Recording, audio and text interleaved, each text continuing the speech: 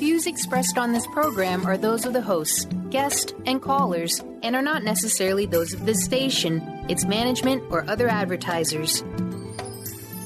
You're listening to Transformation Talk Radio.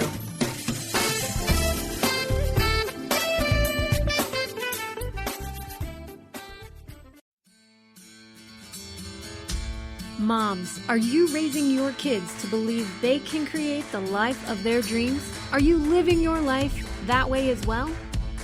Living an awakened life means more than just talking about it. Join host Debbie Pokornik on Vibrant, Powerful Moms as she shares practical tips, stories, and interviews with enlightened guests, all geared at helping you create and live an extraordinary life. It's time to stand firmly in your power and model the life you want for your kids to inherit. And it all begins now on Transformation Talk Radio. Welcome to the Vibrant Powerful Mom Show. I'm your host, Debbie Pokornik, and my mission is to help you create a life you love at work, at home, and at play. Today, my guest is Cheryl Bassitt, who, inspired by her own family's journey, has had her work for creating unshakable, unbreakable families recognized as one of the top 5 next best brilliant ideas for humanity. How cool is that? She is founder of Unstoppable Connections, a #1 international best-selling author, creator of the award-winning Unstoppable Family Meeting Toolkit, and host of the Kitchen Table Conversation Show. Cheryl's passion and system for engaging families gives them everything they need today to have a powerful connection with their family tonight. However, Cheryl's message doesn't stop at the kitchen table. Her 4 gifts resonate in companies and organizations at boardroom tables everywhere. Today, Cheryl is here to share with you how your family can unwrap 4 gifts and build a foundation of trust and become a team that knows exactly how to listen, respect, support, and celebrate one another. Cheryl, welcome to the Vibrant Powerful Mom Show. Thank you so much. It's wonderful to be here. Oh, happy to have you here. Now, I thought maybe we could start off by having you share just a tiny bit about yourself that will help our listeners get an idea of who you are. Like, obviously, you're a mom. Tell us maybe a little bit how many kids you have, their ages, stuff like that. Okay. So I have 2 boys and 2 stepdaughters. And we fortunately, I guess, or maybe unfortunately, however you want to look at it, never had to live under the same roof because my husband is older, which I do point out to him all the time. But his daughters are older, so we never had that dynamic. But my 2 boys, in fact, some of the time I was actually single with my boys. And they are now, so when we first started and kind of went on this journey that we're going to share today, they were probably 6 and 9, because I share a very defining moment, which we'll talk about. But they're now 28 and 30. So it obviously been some years has passed since we started our journey around, what I'm doing and sharing today. Nice. That's my kids too are young adults now, and it's a whole different stage once we get there. It is. And the grandkids are here. So nice. That's exciting. Of course, because his daughters are older, we have 5 on that side, and then my oldest son, Brian, who's 30, we have one granddaughter. So nice. So you still get lots of little kitty time. Oh yes, and I love it. I don't think I realized how much fun I was going to have being grandma. And they call me CG, which everybody thinks stands for Cheryl Grandma, but it doesn't. It stands for Crazy Grandma. I love it. What a great title to have. Nice. All right. So I really want you to tell us about your chapstick moment. I have to tell you, though, my kids always call it lip chap. I have no idea why, but for some reason they started calling it lip chap, and still as adults, they call it lip chap. Where's my lip chap? Anyway, tell us about the chapstick moment and your first official family meeting.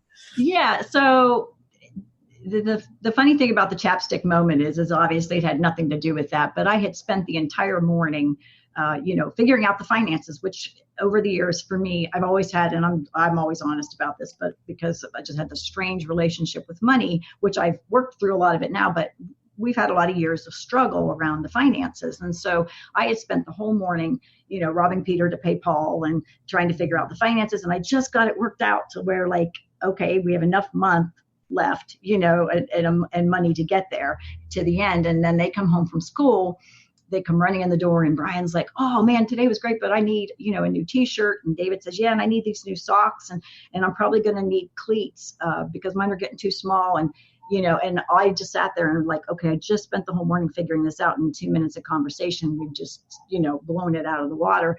And then Brian says, oh yeah, and by the way, could you take me to the store? Because I need a tube of chapstick. And it was the tube of chapstick, obviously, that pushed me over the edge and into this emotional meltdown.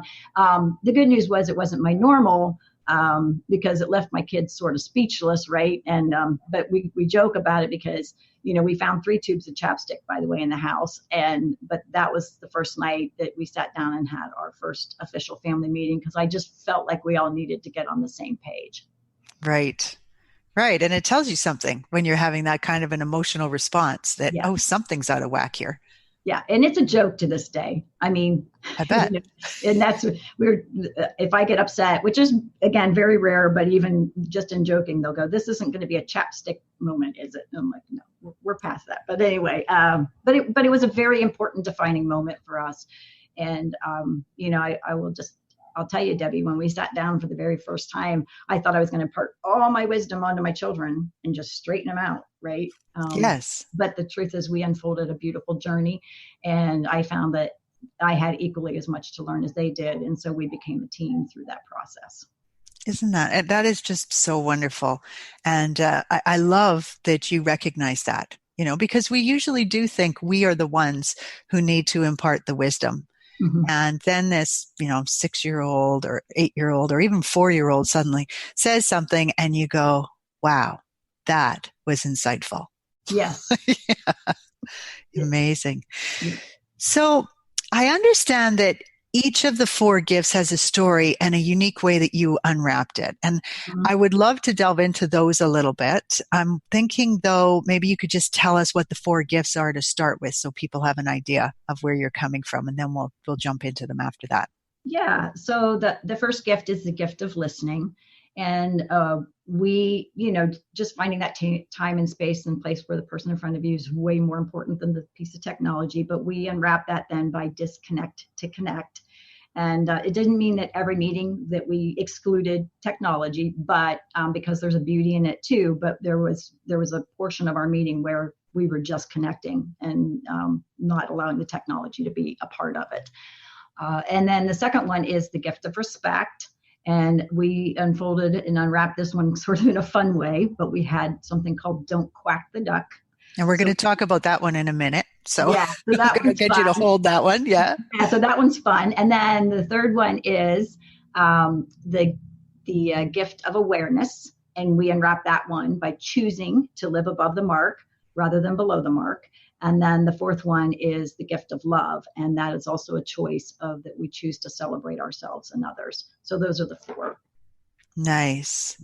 Now, I'm sure other people are just as intrigued as I am on this gift of respect. Don't quack the duck. What's that all about? So, and it's funny because when I go into companies and speak, we put the yellow ducks out on the table, right? Of course. The duck represents an idea. And so if somebody has an idea, it deserves to be heard. And so you can ask questions about it, you can build on it, you can seek to understand it, but what you cannot do is immediately shoot that duck. And we used to say, don't shoot the duck, but I thought with kids, probably it's better we went to quacking because it's just. So I agree.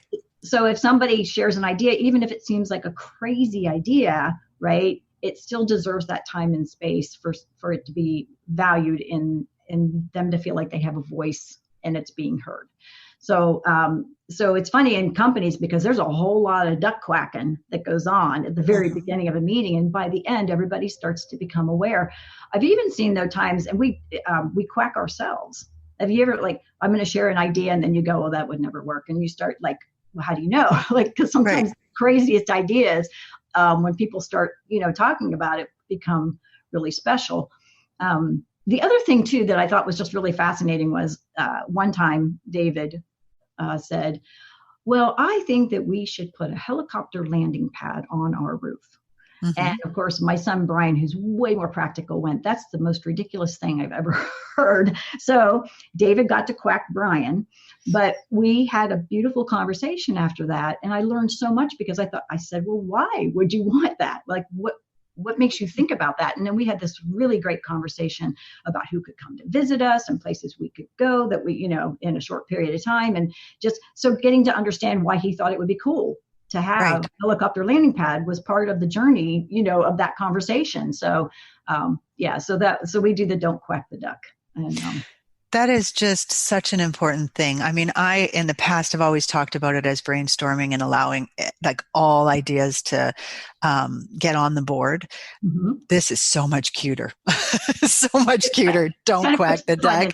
Yeah. And it creates a sort of visual, like, why would we quack on anybody else's idea? Let them at least have their idea, because there's nothing right or wrong about any idea, or good or bad, until we unpack it and see what's there.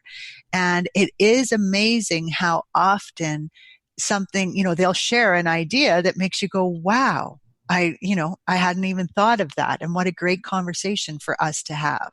Yeah. So, yeah, I love it. I could see that working well in organizations as well. Just like you said. Yeah, it does.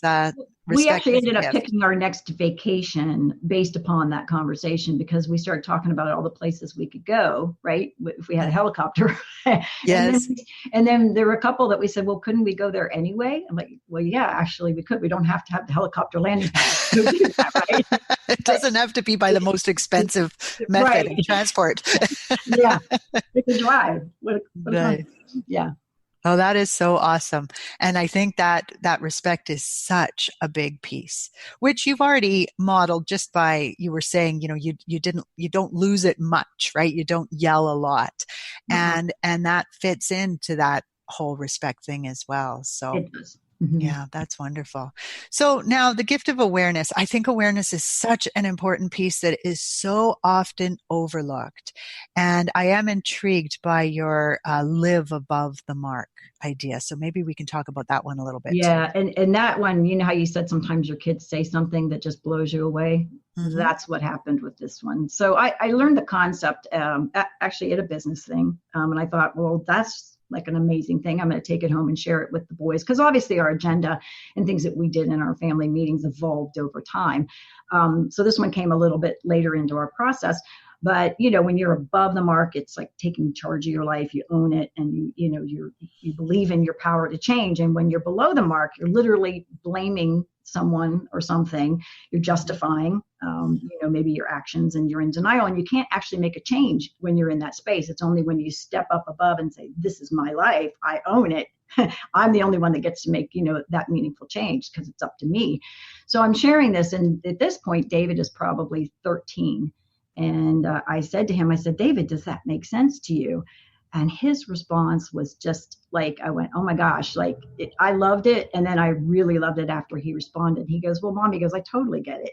So what you're saying is, like last night when we lost our baseball game, we all just sat around and blamed the umpire, but we never looked at ourselves as a team. So we won't play any better tomorrow night than we did last night. Oh my gosh. How insightful is that?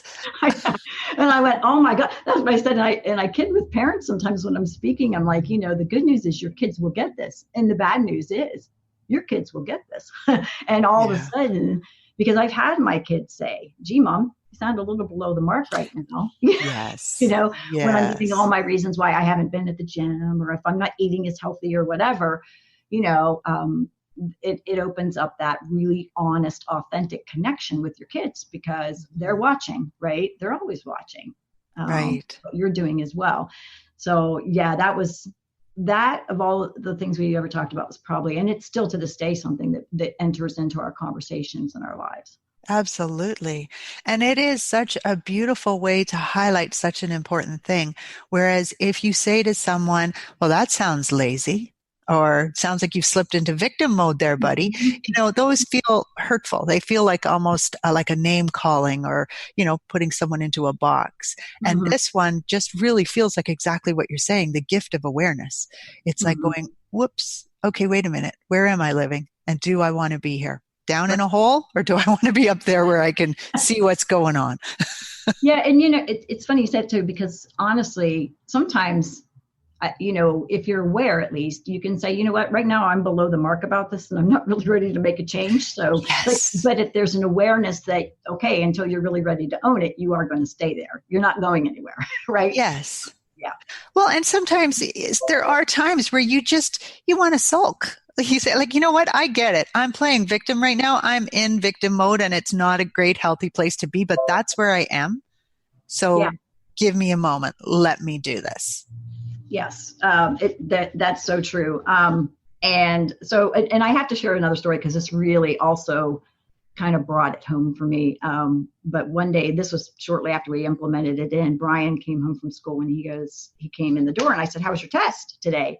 He goes, "Oh my gosh." He goes, "It was just the dumbest test I've ever taken." And I didn't say a word. And all of a sudden he stopped himself and in mid sentence and he goes, "However, given that I know that's how she tests, I should probably prepare for it differently next time," right? Because him complaining about the test wasn't going to ultimately change how he was going to be able to test in the future. He realized if I just blame it, that doesn't improve my grade the next time around. So Right. just creating that awareness was such a big thing for us in our family. Yes. I really love that piece of highlighting, rather than blaming someone else Mm-hmm. or, just really getting in that space of there's nothing I could do about it. It was all their fault. It leaves you helpless. Right. And that's Mm-hmm. one of the reasons I like to promote taking responsibility because the same idea is it puts you in a place of, I can do something about this. Right. Yeah. Right. And the other thing because the other thing we always talked about was, and it's kind of like the difference of being above the mark or below the mark, but you can never solve a problem in the energy of the problem. You can only solve it in the energy of the solution. So Mm. we always talked about how do we get to step up and own it and be a part of the solution, because that's where the change happens. Yes. Mm-hmm. Yes. Mm-hmm. Now, I'm wondering if we should take a moment here and just have you talk a bit about what you mean when you say your family meetings. Because, I mean, certainly there's a whole bunch of different ways a family meeting can be run. Mm-hmm. And I would love to hear just a little bit about what your family meeting is. Yeah, so we every Sunday night at 7 o'clock it was our time, and we made that time special. It was sacred. It was important.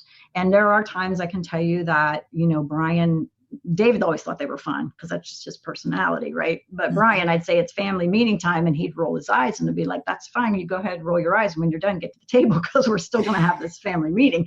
Um, because it was but 2 minutes into it, everybody was engaged and we learned so much about each other it through the process of doing it. And we created a whole agenda and, walked through that. And so I do have a kit that actually has that agenda because sometimes it's just a good foundational starting place for a family to, have the agenda done. But obviously every family is going to do it a little bit differently. We carved out an hour. And I can tell you the other thing that, you have another one of those moments where you go, wow, like I had no idea. Because I think sometimes when you do a family meeting, you think it's just about that hour or half hour, whatever it is you choose to spend at the kitchen table. And really, it's not just about that. It's about when you leave the kitchen table and how you show up in life. It has everything to do with beyond that moment. And so David's at college, and I called him Sunday night and I said, "What are you doing?" He goes, "Well, Mom, it's 5 till 7. So what do you think I'm doing?" And I said, "I don't know." He goes, "I'm getting ready for our meeting." So he took it to college. No, they weren't doing everything that we did, right, with the agenda and all of that. But he knew it was important for them to connect and be on the same page and talk about their schedules for the week and how, what were the upcoming expenses and all of that, because that communication, he valued that. Mhm. So it really is something that we just made sacred for long. But then after you stop having family meetings because, they're off doing their own thing, you still realize that strong connection you have and you know how to support one another. We still share favorite quotes because that was part of our agenda. When we see a random act of kindness, because that was something that we had as part of our agenda, we still share them. Mhm. So it wasn't just about that time that we spent. It literally has become about everything when we left the table and our lives moving forward. Nice. Now, correct me if I'm wrong here, but did you create a placemat, a dry erase? placemat or Yeah. something? Yeah. Yeah. So part of the next best brilliant idea for humanity was I had created this family meeting toolkit, and in it has the dry erase placemat, and on the front of it's the agenda, on the back side of it's sort of like dream boarding, and there's the four gifts come into play. So it has markers, and there's a sea bean seed, which people probably don't know what that is, but it kind of has the feel of a buckeye. It's shaped like a heart, and that's in there, and it has above the mark on it. So we used to use that kind of like a talking stick, right? If it was your turn to talk, you were holding it, especially on tough topics. You had the floor, but you also couldn't just be pointing fingers at somebody else. You had to be owning, your role in the solution of what we were talking about. So, so there's a whole kit that actually accompanies it, and then there's also a downloadable version of it as well. I'm quite fond of the physical kit, but we're in reproduction on those. But we do have the downloaded version of it as well. Nice. And in there, I mean, you said that your family meeting agenda affected how you showed up in the world. Mm-hmm. And so basically then it's like your family vision statement. Do you guide people in creating a family vision statement, or how does that all fit together?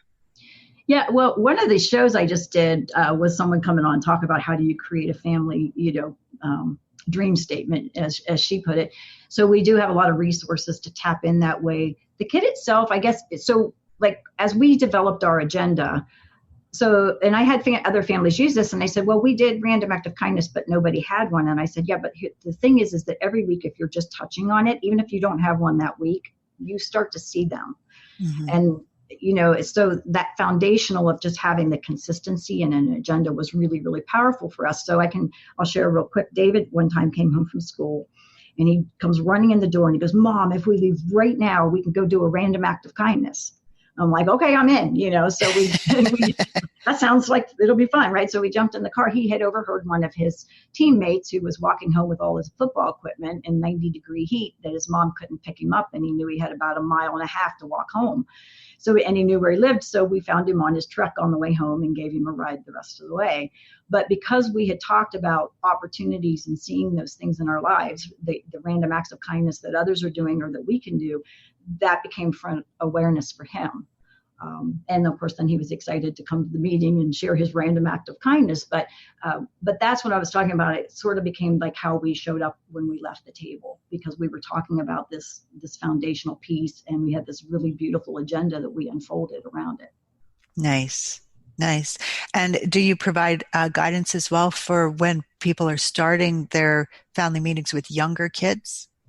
Yeah, I have tapped into some of that, and I can tell you recently I was in a home where the 11-year-old daughter was so not happy to be there. But when I first walked in, they had all the ideas up on the board, and their chores were all listed or whatever, and yet then when we sat down, there was like no connection at the table, right? And so so sometimes it's challenging, right, if you've not had that kind of connection with your kids. But she sat there with her arms folded and finally said, well, I just don't like talking to my parents. And I'm thinking, well, I guess at least she's expressing herself. That's a start point, right? Mm-hmm. But she kind of opened up towards the end of the meeting and made a suggestion, and then her father said, well, that won't work. And I not only wanted to quack the duck, I wanted to hit him over the head with the duck. Which wouldn't be good role modeling. But... No, it's not a good role modeling, but I so wanted to, because how long was it going to be before she opened up again? So sometimes just getting those 4 gifts in place with a family, I have done that, where just because sometimes coming from somebody else other than the parents can actually be helpful.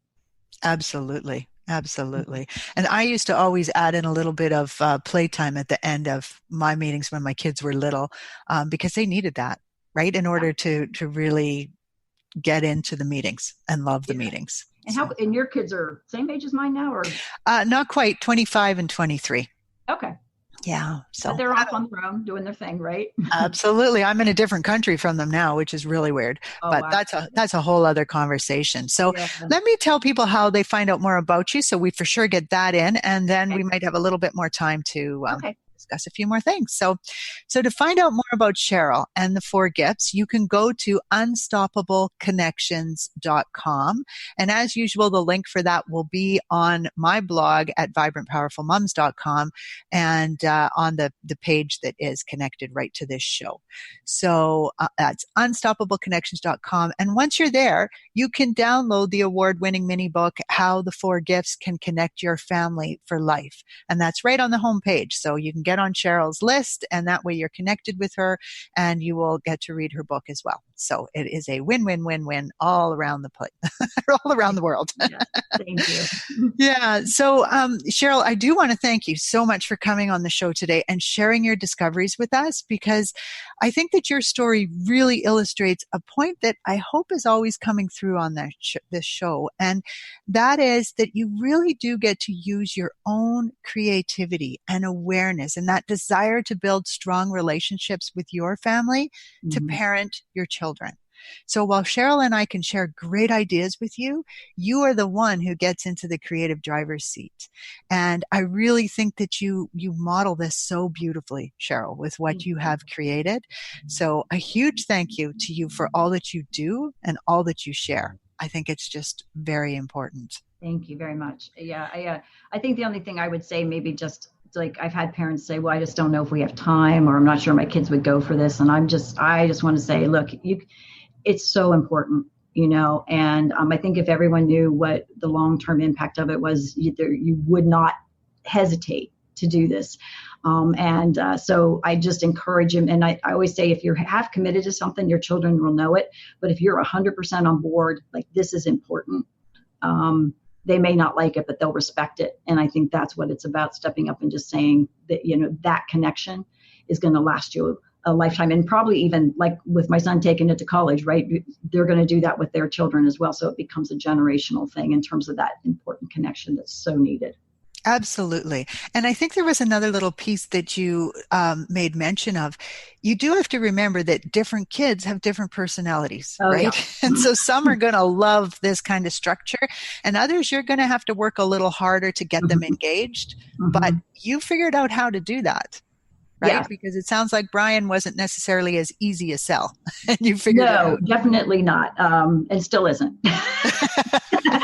He's not going to be doing it at college. No, he probably did not do it at college. But I do think that he's stepped into the parent role now, and I think he looks at it a little bit differently. So I think it will be interesting to see. Absolutely. Yeah. Absolutely. Well, thank you once again, Cheryl. I just really appreciate your time, your wisdom, all that you have shared with us today. And a big thank you to you, our listeners. With much respect for you and the journey you are on, this is Debbie Pokornik and her guest, Cheryl Bassitt, wishing you a vibrant and powerful day. You've been listening to Vibrant, Powerful Moms with host Debbie Pokornik. If you've enjoyed this show, please share it with others to help spread the love. To find out more about Debbie, pick up free offers from the show, and listen to previous episodes, visit vibrantpowerfulmoms.com.